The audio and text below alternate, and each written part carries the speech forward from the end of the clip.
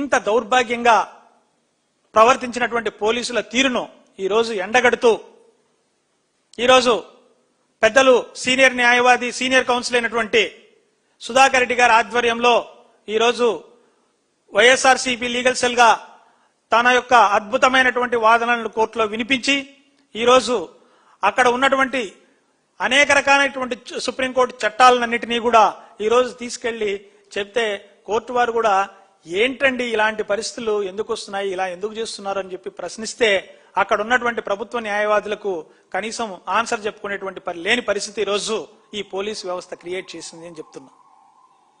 వాళ్ళు కూడా న్యాయవాదులే, ప్రభుత్వం తరపున ఉన్నటువంటి వాళ్ళకు చట్టం తెలుసు.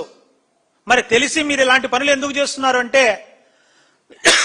వాళ్ళు సమాధానం చెప్పలేక బిక్కముఖం వేసుకున్నటువంటి పరిస్థితి కోర్టులో.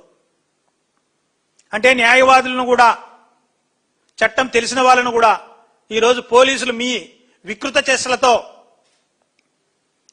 మీరు ఎవరి మొప్పు కోసం పనిచేస్తున్నారో తెలీదు. ఇది ఒక వ్యవస్థ. ఆ వ్యవస్థను నిర్వీర్యం చేసి ఆ వ్యవస్థను పని చేయకుండా చేసి మీరు చేయాల్సిన పనులన్నీ వదిలిపెట్టేసి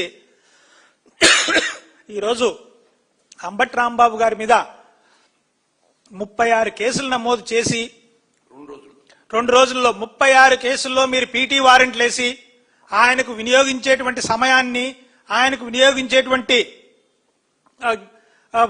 పీటీ వారెంట్లు ఆయన ప్రొడ్యూస్ చేయడానికి చేసేటువంటి మెన్ను ఆయనకు చేసేటువంటి కార్యక్రమాన్ని మీరు ప్రజా శ్రేయస్సుకు ఉపయోగించండి, ప్రజలను కాపాడడానికి కోసం ఉపయోగించండి. ఒక అంబటి రాంబాబు గారిని లోపల పెట్టడానికి 4 రోజులు లోపల పెడతారు, 5 రోజులు లోపల పెడతారు. దానికోసం మీ సర్వశక్తులు వడ్డీ ఒక రాష్ట్రంలో 36 కేసులు ఒక ఇన్సిడెంట్ మీద రిజిస్టర్ అయ్యే విధంగా మీరు ఆర్గనైజ్డ్ గా పనిచేసినారంటే దీంట్లో నిజంగా ఉన్నతాధికారులు అయినటువంటి మీకందరికీ ఎవరికైనా తెలీదా?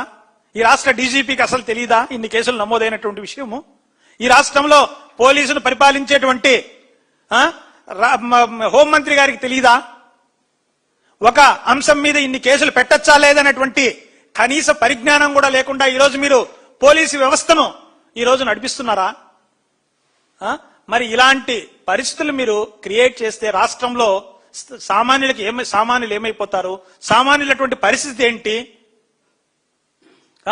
మీ ఉన్నతమైనటువంటి మీ పదవుల కోసం మీ పోస్టింగ్ల కోసం మీరు దిగజారి మీ మనస్సాక్షులు చంపుకొని ఉద్యోగాన్ని చేయాల్సినటువంటి అవసరం ఈ పోలీసులకు ఉందా అని చెప్పేసి నేను అడుగుతున్నా. ఈ సందర్భంగా ఇంత దౌర్భాగ్యమైనటువంటి నిజంగా మీరు వృత్తిలో ఇంత దౌర్భాగ్యమైనటువంటి పరిస్థితులను అవలంబించేటువంటి రోజులు వస్తున్నాయి అంటే నిజంగా ఈ వ్యవస్థకే చాలా సిగ్గుచేటని చెప్పేసి కూడా తెలియజేసుకుంటూ గౌరవ పెద్దలు ఇందాక అనేక అంశాల మీద క్లియర్ గా చెప్పారు.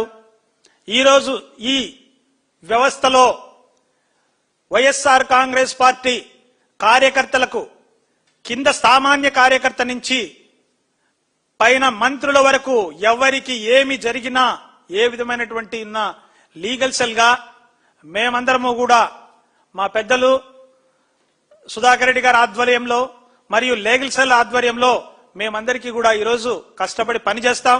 ఈరోజు మాకుతో పాటు నిన్న నుంచి కూడా నిద్రాహారాలు మాని పనిచేసినటువంటి ఈ లీగల్ టీం అందరికీ కూడా ధన్యవాదాలు తెలియజేసుకుంటూ మాకు ఎవరు ఏ ఒక్కరు కూడా కష్టాలలో మన వాళ్ళు ఇబ్బంది పడడానికి వీలు లేదు అని మాకు ఆదేశాలు జారీ చేసినటువంటి మా పెద్దలు మా పార్టీ అధినేత వైఎస్ జగన్మోహన్ రెడ్డి గారి నేతృత్వంలో మేము ఈ విధంగా పనిచేయడానికి చాలా సంతోషంగా ఇంకా రెట్టింపు ఉత్సాహంతో భవిష్యత్తులో కూడా పనిచేస్తామని చెప్పేసి కూడా తెలియజేసుకుంటూ ఈ అవకాశం